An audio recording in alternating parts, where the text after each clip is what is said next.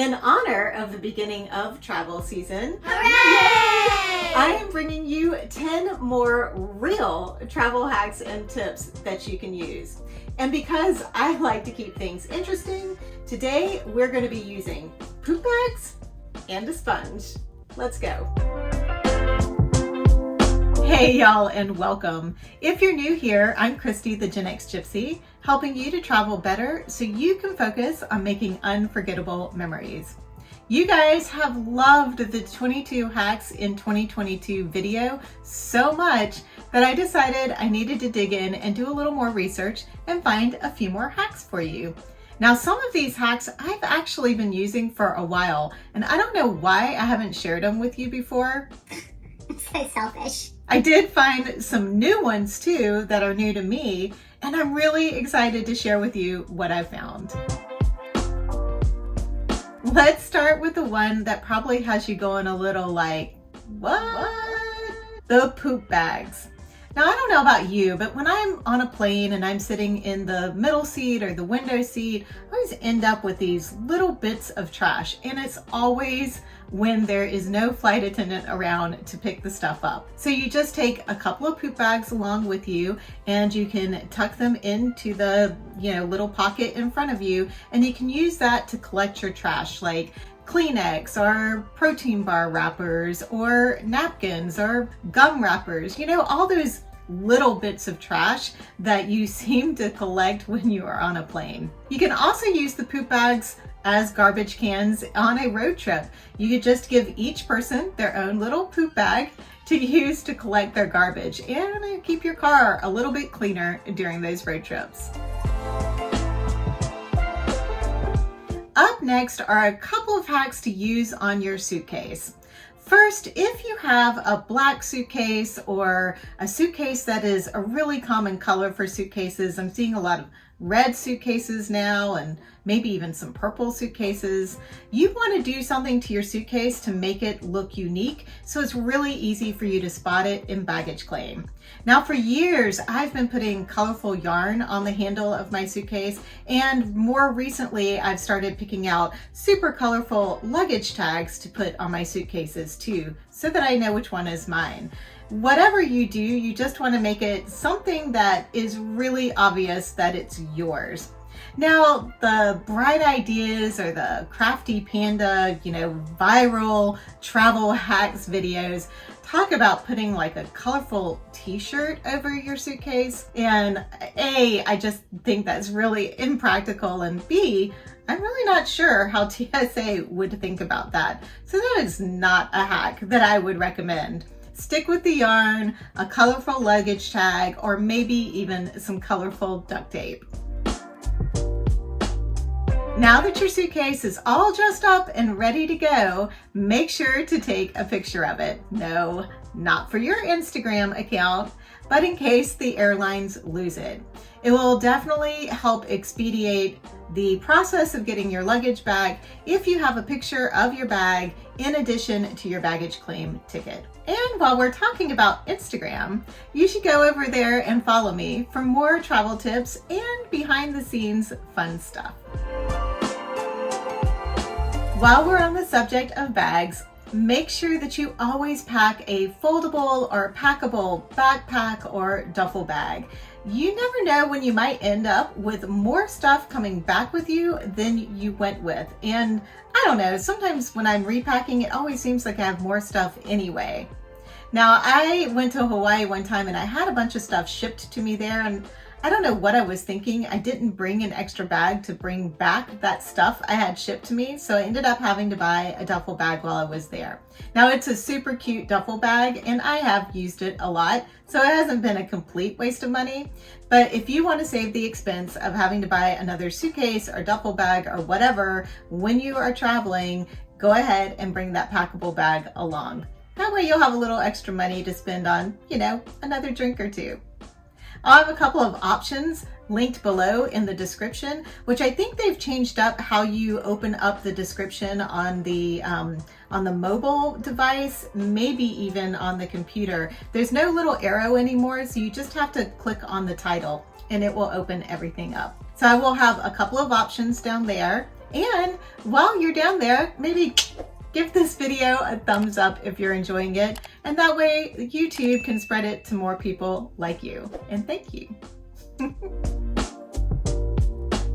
One last bag hack, and that is to use a diaper bag as your camera bag. Diaper bags come with all those nice little pockets. They're usually cushioned inside as well, and they're water repellent. Plus, someone is really unlikely to steal a diaper bag and a little more likely to steal a camera bag. So just something to keep in mind if you travel with a lot of camera equipment, like I do. This next hack, which really is more of a suggestion, and it's something I used to do all the time and for whatever reason have stopped doing it until recently, and that is to read or listen to a book about the destination you're going to. It could be fiction, like when I went to Hawaii for the first time, I read James Michener's Hawaii, which goes into great detail about how Hawaii was developed, but from a fiction standpoint. Or it can be a nonfiction book about either the area you're going to or maybe an attraction you're going to go see. Like recently I read The Last Castle before I went to the Biltmore Estate in Asheville, North Carolina. And it was amazing. It gave me so much more detail than I was able to get while I was on the tour. So I was really happy that I had read the book, and it gave a little bit of history of Asheville as well. So just something to keep in mind. You can always download the books before you get on a plane, and then you have your entertainment ready to go before you get to your destination. Whether you are traveling abroad or domestically, you always want to have a little bit of hidden cash on you, just in case the worst happens and you lose your phone and your wallet or they get stolen. Now, there are two ways that I think are really good to help hide that hidden cash. One is to slip a couple of bills under the insole of your shoe. And with my Hey Dudes that I wear all the time, that's super easy. I mean, yeah, the money might be a little stinky, but it still spins, right? The other way is to take an old chapstick container and pull out the chapstick and roll up a couple of bills and stick that in the chapstick container. Now you'll want to make sure that you're carrying your chapstick with you that's somewhere other than where your phone and your wallet are, so you still have access to that cash. Are you always struggling to find Wi-Fi when you are out traveling and you don't really want to have to go back to your hotel or your Airbnb, and you don't really want to have to buy a cup of coffee? Well, I would suggest downloading the WiFi Map app. It is an app that gives you free access to Wi-Fi worldwide, and it is crowdsourced, so it is constantly being updated. Sort of like when your Google Maps is updated about where the police are along the interstate. So you can just get your Wi-Fi location and the password, and there's no coffee necessary. Another new to me phone hack is to use the camera in your Google Translate app to look at signs or menus to automatically translate them for you. Mind blown! Oh my gosh, I wish that I had had that ability when I was living in Nicaragua. It would have made traveling around there so much easier. And this last hack is something that I mentioned to you guys in the community tab earlier this week. And I wanted to see if any of you guys had ever used it before. And I went and tested it out before I'm sharing it with you because I just wanted to make sure that it worked. And that is to use a sponge to keep your food cold when you are traveling in an airplane. So what you do is you take a sponge, a clean sponge, of course. Please, nobody use dirty sponges for this. I mean, that's just gross. Take a clean sponge and you get it wet. I did test it out two different ways. I tested one sponge that I wrung out most of the way, and the other sponge that I didn't wring out, but it wasn't dripping, but it was still holding all of the water in it.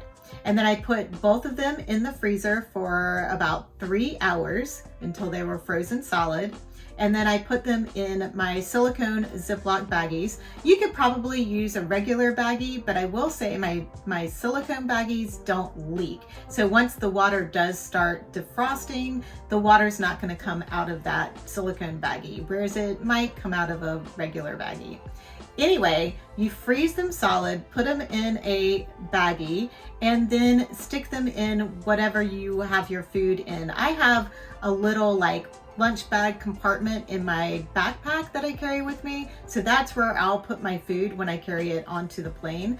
So I put that in the backpack overnight. So it was, both sponges were in my backpack for about 12 hours. And I pulled them out this morning, and actually the one that I had wrung out didn't stay very cold. It didn't get as cold as the one that still had quite a bit of water in it. The water had defrosted a little bit, and that's why I can tell you that it didn't leak in my Ziploc bag, but otherwise it actually still felt pretty cold. And again, that was after like 12 hours. So I think that this is gonna be super useful the next time I go on a plane. I like it in comparison to the hard pack ice packs that you have for, you know, the lunch boxes, because it's mushable.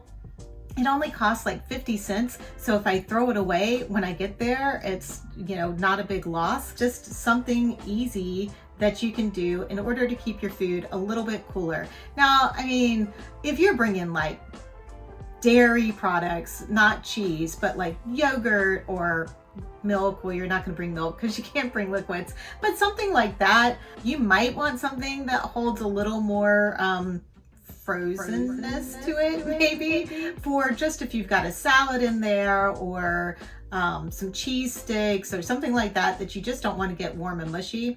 I think the frozen sponge works great. And I can't remember where I found that hack from, but I do think that it originally came from a flight attendant. There you go. The sponge hack does work, and I'm excited to use it on my next trip. I do have those silicone baggies linked below if you want to go check them out at Amazon. If you want a few more fun travel tips and hacks, check out this video next. Thank you so much for watching, and I look forward to seeing you in the next video.